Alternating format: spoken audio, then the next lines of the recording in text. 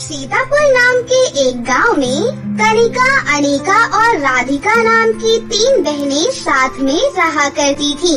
जहां कनिका बहुत शांत स्वभाव की लड़की थी, तो वहीं अनिका घमंडी और सपनों की दुनिया में जीने वाली लड़की थी। उसी के आसार राधिका में भी शामिल थे। जब तीनों बहनें बेहद छोटी थीं, तब उनकी माँ का एक गंभीर बीमारी के कारण स्वर्गवास हो गया था। उनके पिता रामलाल ने भूमिका को बचाने की पूरी कोशिश की, जिसमें उसने अपने पूरे जीवन भर की जमा पूंजी खर्च कर दी, लेकिन भूमिका को बचा नहीं पाया। पत्नी की मौत के बाद रामलाल भी बीमार रहने लगा और घर की सारी जिम्मेदारी अब बेचारी कनिका पर आ गई थी। वो छोटा मोटा काम काज करके अपने बीमार पिता और बहनों की देखभाल करने लगी। एक दिन रामलाल की तबीयत अचानक बेहद खराब हो जाती है। अरे कनिका बिटिया, इधर आओ बेटिया, मेरे पास ज्यादा वक्त नहीं है। रामलाल की आवाज सुनते ही कनिका दौड़ी हुई आती है और अपने पिता की ऐसी हालत देखकर कनिका की आंखों में आंसू आ गए थे। पिताजी, आप ये कैसी बातें कर रही हैं? कुछ नहीं होगा आपको, आप बिल्कुल ठीक हो जाएंगे। गहरी सांस लीजिए पिताजी। मेरा बुलावा आ गया है बेटा। मैं बस जाने से पहले एक रहस्य तुम्हें बता कर जा रहा हूँ। तुम तीनों सालों से मुझसे पूछती आ रही हो कि उस संदूक में क्या खास बात है। दरअसल उस संदूक में तुम्हारी माँ के लाल, गुलाबी और हरे रंग के 3 लहंगे हैं, जो तुम्हारी माँ को एक पेड़ पर मिले थे। तुम्हारी माँ ने मरते वक्त मुझे ये कहा था कि मैं इन तीनों लहंगों का तुम बहनों में बंटवारा कर दूं। कनिका बिटिया, ये जिम्मेदारी मैं तुम्हारे ऊपर सौंप रहा हूँ। इतना कहकर रामलाल दम तोड़ देता है और पिता की मौत से कनिका को गहरा सदमा पहुंचता है। फिर 2 दिन के बाद कनिका अपनी दोनों बहनों को उसी संदूक के पास ले जाती है और कहती है, ये देखो, पिताजी ने इसे संदूक का जिक्र किया था। रुको, मैं इसे खोलती हूँ। फिर कनिका जैसे ही उस संदूक को खोलती है, तो तीनों लहंगे की चमक उसकी आंखों को चकाचौंध करने लगती है। फिर वो तीनों लहंगों को बाहर निकालकर कहती है, माँ कितनी सुंदर लग रही होंगी ना, जब माँ ने ये लहंगे पहनी होंगी। अरे क्या बात है, तुम दोनों ने मुंह क्यों बनाया हुआ है? तुम्हें ये लहंगे देखकर जरा से भी खुशी नहीं हुई क्या? इसमें खुश होने की क्या बात है? कितने ओल्ड फैशन लहंगे हैं ये। भला आज के जमाने में इन लहंगों को कौन पूछता है? जिस हिसाब से पिताजी ने इन लहंगों के बारे में बताया था, मुझे लगा जरूर इसमें हीरे मोती लगे होंगे, मगर सारी आशा निराशा में बदल गई। अपनी बहनों की ऐसी बातें सुनकर कनिका को बहुत दुख होता है और उसे अपनी माँ की याद आती है। फिर कनिका अपनी दोनों बहनों को गले लगाकर अपनी माँ को याद करती हुई आंसू बहाने लगती है।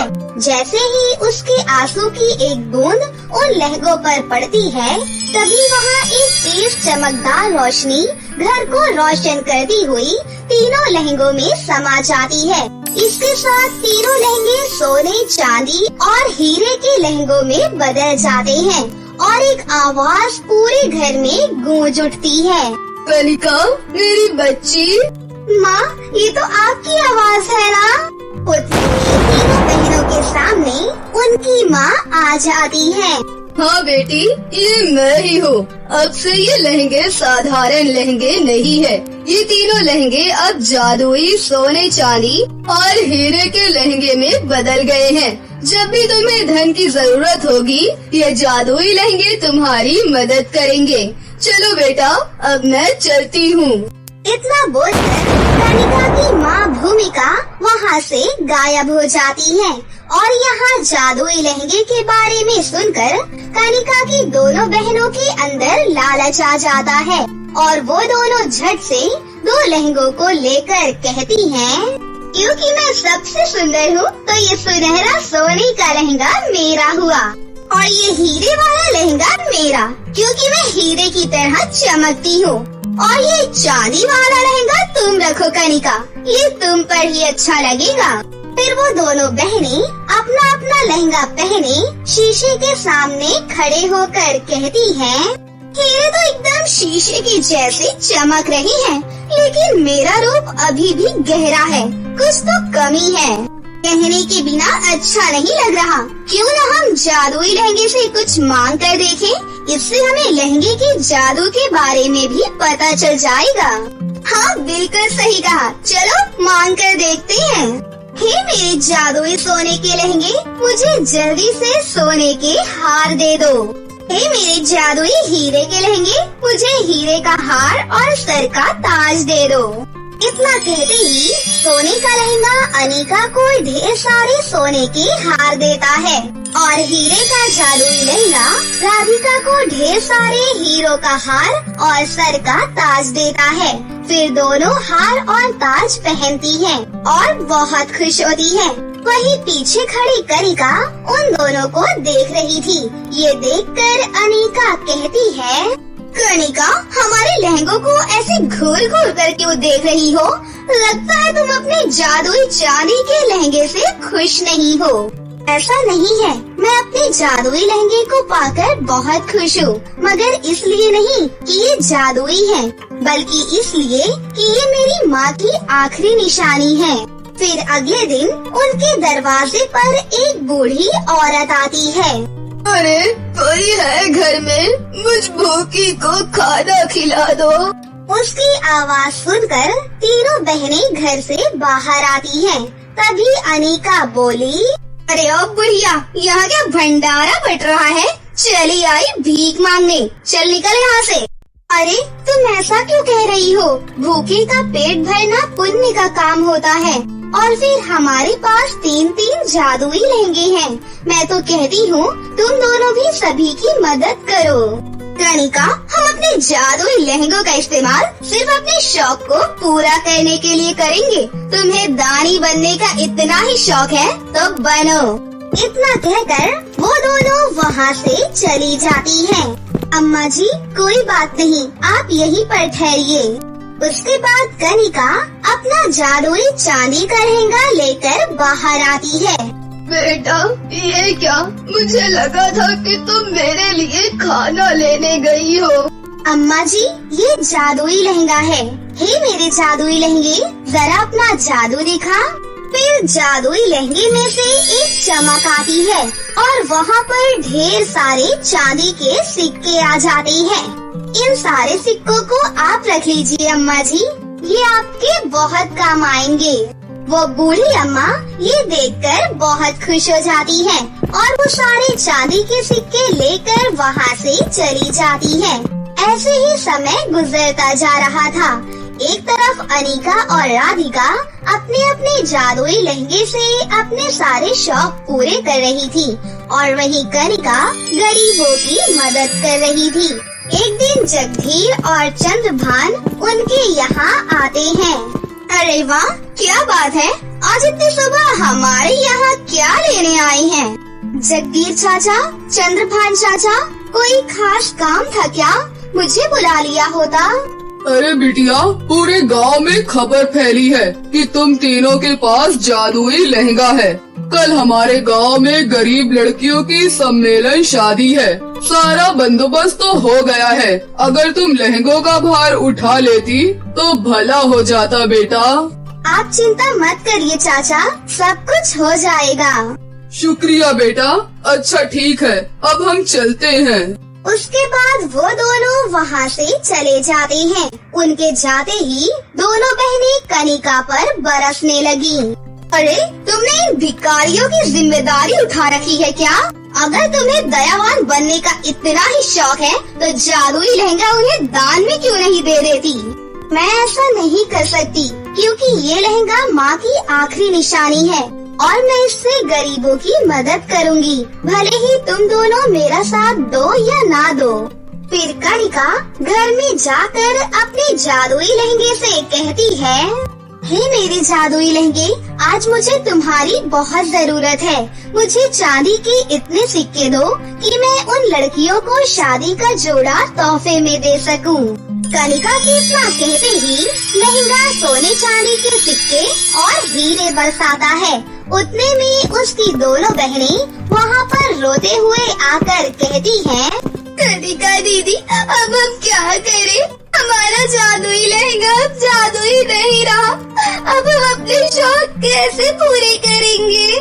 तभी जादुई चांदी के लहंगे से एक आवाज आती है, अनिका और राधिका, तुमने अपने जादुई लहंगे से सिर्फ अपने लिए मांगा, इसीलिए अब उन दोनों जादुई लहंगों की शक्तियाँ कनिका की जादुई लहंगे में समा गई हैं, क्योंकि कनिका ने बिना किसी स्वार्थ के सबकी मदद की थी।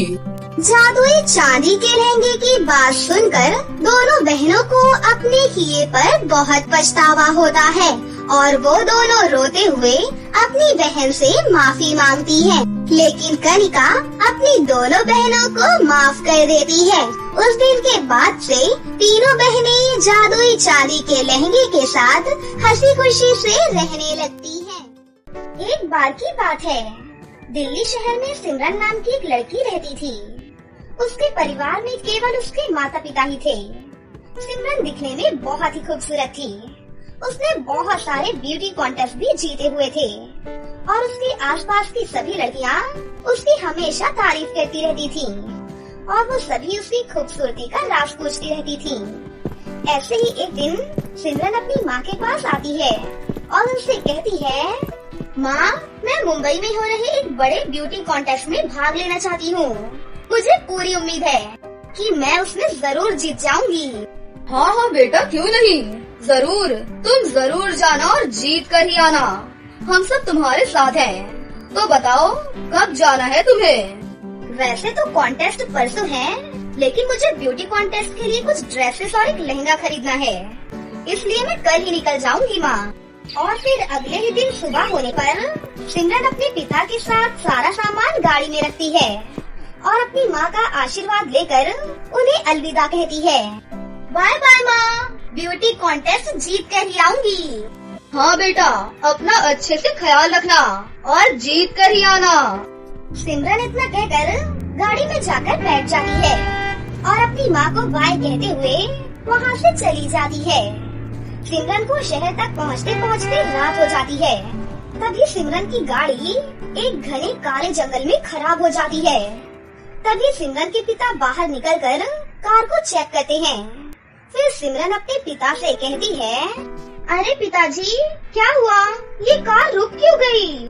बेटा, लगता है इंजन में कुछ खराबी आ गई है। हमें जल्दी से किसी मैकेनिक को बुलाना पड़ेगा। सिमरन के पिता मैकेनिक को फोन करते हैं, लेकिन इतने घने काले जंगल में उन्हें नेटवर्क नहीं मिलता और वो नेटवर्क की तलाश में बहुत दूर तक निकल जाते हैं। और इधर सिमरन कार में अपने पिताजी का इंतजार कर रही थी, लेकिन कार में बैठे बैठे उसे एक भयंकर हंसने की आवाज सुनाई देती है, जिसे सुनकर सिमरन बहुत ही डर जाती है। अब मुझे खूबसूरत होने से कोई नहीं रोक सकता। सिमरन को जिस दिशा से आवाज आ रही थी वो उस दिशा में जाने लगती है। तभी सिमरन को एक बहुत ही डरावनी गुफा दिखाई देती है। आवाज उसे गुफा के अंदर से आ रही थी। सिमरन उस गुफा के अंदर जाकर देखती है तो वहाँ पर एक बहुत ही डरावनी चुड़ैल एक काला लहंगा पहनने के लिए देख रही थी। सिमरन पहले तो उसे देखकर बहुत डर जाती है, और फिर वो देखती है कि जैसे ही चुड़ैल अपना काला लहंगा पहन लेती है, वैसे ही पूरी गुफा रोशनी से भर जाती है। और जैसे ही रोशनी खत्म होती है, वो भूतिया चुड़ैल एक बहुत ही सुंदर लड़की में बदल जाती है। अरे वाह, मैं तो अपने काले लहंगे से कितनी खूबसूरत और जवान हो गई हूँ। अब मेरे लिए किसी को भी अपने जाल में फंसाना बहुत आसान होगा। अब तो शिकार खुद ही मेरे पास आएंगे और मैं उन्हें खा जाऊंगी। इतना कहकर वो भूतिया चुड़ैल वो काला लहंगा वहाँ पर रखकर वहाँ से गायब हो जाती है। तभी सिमरन के मन में उस काले लहंगे को चुराने का ख्याल आता है और वो सोचती है, अरे वाह, ये तो कोई जादुई काला लहंगा है। अगर मैं इसे चुरा लूं, तो कल के ब्यूटी कॉन्टेस्ट में मुझसे कोई भी नहीं जीत सकता। अब तो मेरा जीतना पक्का है। उसके बाद सिमरन जल्दी से उस काले लहंगे के पास जाती है और वो काला लहंगा चुरा कर वहाँ से अपनी गाड़ी के पास वापस लौटती है। वहाँ पर सिमरन के पिता खड़े सिमरन का इंतजार कर रहे होते हैं। तभी सिमरन उस काले लहंगे को अपने पिताजी से छुपाने के लिए उसे गाड़ी के पीछे रख देती है और फिर सिमरन अपने पिता के पास जाकर उनसे पूछती है, अरे पिताजी, क्या अभी तक मैकेनिक नहीं मिला आपको? वो तो कब का आ गया था बेटा, और गाड़ी अब ठीक भी हो चुकी है और वो चला भी गया है। लेकिन तुम कहाँ थी कब से? मैं कब से खड़ा यहाँ पर तुम्हारा इंतजार कर रहा हूँ। वो पिताजी, गाड़ी में बैठे बैठे मैं बहुत बोर हो रही थी, इसीलिए थोड़ा सा यहीं पास में ही टहलने चली गई थी। अच्छा ठीक है, चलो अब बहुत लेट हो रहा है, अब हमें यहाँ से चलना चाहिए। उसके बाद सिमरन वो काला लहंगा अपनी गाड़ी में रखकर अपने पिता के साथ गाड़ी में बैठकर वहाँ से चली जाती है और अगली ही सुबह वो मुंबई पहुँच जाती है। कॉन्टेस्ट में पहुँचने के बाद पहले राउंड की बारी आती है। फिर सिमरन जल्दी से तैयार होकर वो काला लहंगा पहन लेती है और रैंप वॉक के लिए आ जाती है। लेकिन जैसे ही वो रैंप वॉक के लिए आती है, सभी लोग सिमरन को देखकर बहुत डर जाती हैं और वहाँ से भागने लग जाते हैं, क्योंकि सिमरन एकदम भूतिया और खतरनाक चुड़ैल दिख रही थी। फिर सिमरन सोच में पड़ जाती है कि ये क्या हो रहा है। सिमरन को नहीं पता था कि जो काला लहंगा उसने पहन रखा है वो एक भूतिया लहंगा है। सिमरन की ये हालत देखकर सिमरन के पिता घबरा जाते हैं और वो मंदिर से एक पंडित जी को बुलाते हैं। मंदिर से पंडित जी आकर आंखें बंद करके कुछ मंत्र पढ़ने लगते हैं और सिमरन के उस काले लहंगे पर गंगा जल छिड़कते हैं। गंगा जल छिड़कते ही सिमरन फिर से पहले जैसी हो जाती है और उसका काला लहंगा सफेद लहंगे में बदल जाता है। फिर मंदिर के पंडित सिमरन के पिता से कहते हैं, आपकी बेटी ने एक बहुत ही शक्तिशाली चुड़ैल का काला लहंगा चुराया था, जो जादुई काला लहंगा नहीं बल्कि एक भूतिया काला लहंगा था। जो भी कोई साधारण व्यक्ति उसे इस्तेमाल करेगा वो चुड़ैल की तरह दिखने लगेगा। ये सब उस भूतिया चुड़ैल की चाल थी और सिमरन उसकी जाल में फंस गई। लेकिन अब तुम्हें घबराने की कोई भी जरूरत नहीं है बेटा, अब ये जादुई सफेद लहंगा बन चुका है। अब तुम इससे जो भी मांगोगी तुम्हें वो सब कुछ मिल जाएगा बेटा। और फिर सिमरन बिल्कुल ठीक हो जाती है और उसे अपनी गलती का एहसास हो जाता है। फिर वो अपने पिता से वादा करती है कि अब से वो कभी भी लालच और चोरी नहीं करेगी। अंत में सिमरन दोबारा से वो जादुई सफेद लहंगा पहनकर तैयार होकर आती है और जब वो रैंप वॉक कर रही होती है तो सबकी नजर उस पर ही टिक जाती है और वो उस ब्यूटी कॉन्टेस्ट को जीत जाती है, जिससे वो बहुत ज्यादा खुश होती है। उसके बाद वो वापस अपने पिता के साथ दिल्ली आ जाती है और अपनी माँ को सब कुछ बता देती है, जिसे सुनकर उसकी माँ भी बहुत खुश होती है। और अब सिमरन को जो भी चाहिए होता था वो उस जादुई सफेद लहंगे से सब कुछ मांग लिया करती थी और वो उस लहंगे की मदद से हर कॉन्टेस्ट जीत जाती थी। और फिर वो अपने माता पिता और उस जादुई सफेद लहंगे के साथ अपनी जिंदगी हंसी खुशी से जीने लगती है। एक गांव में मनीषा अपनी माँ के साथ रहती थी। उसका बाप ज्यादा नशा करने की वजह से अभी कुछ सालों पहले ही गुजर चुका था। माँ, आप मेरा इंतजार करना, खेत से आते वक्त मैं आपकी दवा जरूर लेकर आऊंगी। अरे बेटा, रहने दे, मैं जानती हूँ ये दवाइयाँ बस थोड़ी सी देर को सुकून देती हैं, वरना फिर से सारा मामला वही के वही ही होता है। माँ, कम से कम दर्द से तड़पने से तो अच्छा है ना कि कुछ देर को आराम मिल जाए। नीतू को कमर में दर्द होने की परेशानी थी। दवा खाने से तो उसका दर्द काबू में रहता था, लेकिन दवाई छोड़ते ही वो बिल्कुल बिस्तर पर पड़ जाती थी। माँ की ऐसी हालत की वजह से घर चलाने की सारी जिम्मेदारी बेचारी मनीषा के ही सर पर थी। मैं जा रही हूँ माँ।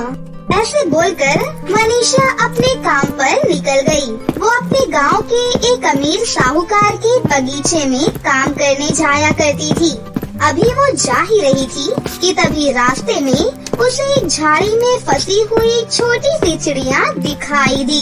अरे बहुत बुरा हुआ, रुको नन्ही चिड़िया, मैं तुम्हारी मदद करती हूँ। मनीषा ने उस चिड़िया को झाड़ी से निकाला और वो फिर से अपने रास्ते पर निकल गई और बगीचे में पहुँच गई।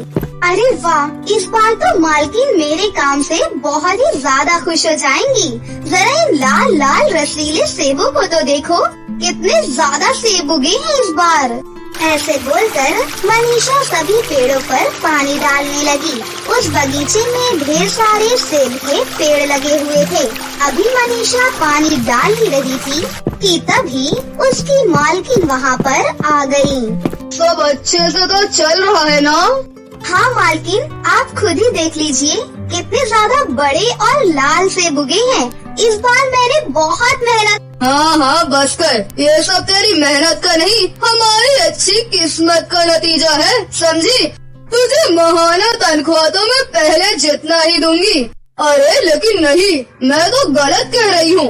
तूने तेरी माँ की खराब तबीयत की वजह से 3 दिन काम से छुट्टी ली थी, उसके भी पूरे पैसे काटे जाएंगे। मालकिन प्लीज ऐसा मत कहो, मुझे मेरी माँ के लिए दवा लेकर जाना है। प्लीज मेरी पगार मत काटना। यहाँ क्या रिश्तेदारियाँ निभाने आई हूँ मैं, समझी? जितना तेरा निकलेगा उतना ही मिलेगा। ऐसा बोलकर रजनी सभी का हिसाब करने लगी। जहाँ हर बार सेब थोड़े से ही उगते थे, तो वहीं मनीषा ने अपनी जी जान की मेहनत से इस बार सबसे ज्यादा सेब उगा कर दिखाए थे। लेकिन फिर भी दुष्ट रजनी ने उसे इस सब के लिए भी कोई फालतू पैसे नहीं दिए और साथ ही उसके काम पर न आने वाले दिनों की भी उसने पूरी पगार काटी। इतने में तो सिर्फ घर का खर्च ही चल पाएगा या फिर माँ की दवा। मुझे क्या करना चाहिए? अभी तो मुझे मकान का किराया भी देना है। बेचारी मनीषा को ऐसे ही सोचते सोचते खेत में ही शाम हो गई और बिल्कुल शाम को मनीषा घर पर पहुंची और घर पहुंचते ही वो हैरान रह गई। माँ, आप ऐसे बाहर क्यों खड़ी हुई हैं? और ये आंसू? बेटा, सब कुछ हमसे छिन गया। देख हमारी आंखों के सामने तेरे बाप आ गए और अब ये घर देख बेटा। मनीषा ने अपनी माँ को गले से लगा लिया। वो सब कुछ समझ चुकी थी। बेचारी मनीषा के हाथों किराया ना भर पाने की वजह से अब उनका घर भी छिन चुका था और दोनों माँ बेटी बस बेबसी से उसे देख रही थी। माँ, जब तक जिंदगी है हमें कभी भी हार नहीं माननी चाहिए। क्या हुआ अगर ये घर छूट गया तो? चलिए हम फिलहाल मौसी जी के यहाँ चलते हैं। अपने थोड़े बहुत पैसे और सामान लेकर मनीषा अपनी माँ के साथ अपनी मौसी जी के यहाँ जाने को निकल गई। वो ट्रेन से जा रहे थे कि तभी भाई साहब, मेरी माँ की पीठ में तकलीफ है, प्लीज आप इन्हें थोड़ी सी जगह दे दीजिए। अच्छा, एक काम करता हूँ, मैं खुद इस सीट से उठ जाता हूँ और तुम अपनी माँ को इस पर बैठने की बजाय लिटा देना, ठीक है? अरे आप ऐसे क्यों बोल रहे हैं? तो और फिर कैसे बोलूं? मैंने इस सीट के पैसे दिए हैं, समझी? अगर सीट चाहिए तो तुम भी अलग से 1000 रुपए जमा करो। आई बड़ी भिखारन अपनी माँ को बिठाने वाली, चल हट यहाँ से। मनीषा उस आदमी के बुरे व्यवहार को देखकर दंग रह गई। बेचारी माँ बेटी पर मानो मुसीबतों का पहाड़ टूट पड़ा था। किसी तरह से मनीषा नीतू को लिए अपनी मौसी के यहाँ पहुँचती है। अरे नीतू दीदी, मनीषा मेरी बिटिया अचानक। अपनी बहन को देखकर नीतू की आंखें भर आईं और वो उसके गले लग गई। मौसी जी, अभी माँ को आपकी जरूरत है। मनीषा ने अपनी मौसी को अपने साथ हुई सारी बातें बताई। मैं तुम्हारी बात समझ गई हूँ मनीषा, लेकिन मैं यहाँ ज्यादा दिन के लिए नहीं हूँ। जानती है, मेरे पति 2 दिन बाद चाइना जा रहे हैं, तो आप फिक्र मत कीजिए मौसी जी, हम 2 दिन में यही शहर में ही कहीं अपना ठिकाना ढूंढ लेंगे। मनीषा 2 दिन के लिए अपनी मौसी के यहाँ रुक तो गई, लेकिन चिंता की बात ये थी कि 2 दिन के बाद वो कहाँ जाती, क्योंकि उनके आधे पैसे तो गांव से शहर आने में ही खत्म हो चुके थे। ऐसे ही देखते देखते 2 दिन भी हो गए। चलिए मौसी जी, अब हम चलते हैं, आप आराम से जाइए। रुक जा मनीषा, मैंने तेरे मौसा जी से बात की है।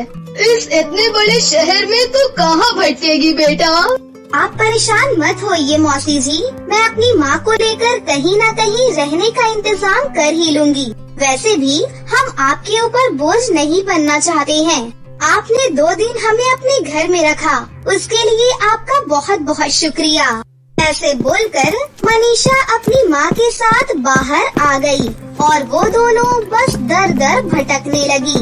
एक मंदिर में भंडारा हो रहा था, वहीं पर बैठकर दोनों माँ बेटी ने अपना पेट भरा और फिर मनीषा ने भगवान जी से बहुत ज्यादा प्रार्थना की। हे ऊपर वाले, अब आप ही हमारा सहारा हो, प्लीज कुछ करो। ऐसे बोलकर मनीषा फिर से अपनी माँ के साथ किसी बसेरे को तलाशने लगी। वो दोनों चलते चलते शहर की खाली खाली सी जगह पर आ चुकी थी, जहाँ बहुत कम घर थे और अब रात भी बहुत हो चुकी थी। देख तो मनीषा, यहाँ कितने बड़े बड़े मैदान खाली हैं। चलो माँ, यही चाँद के नीचे अपनी रात काटते हैं।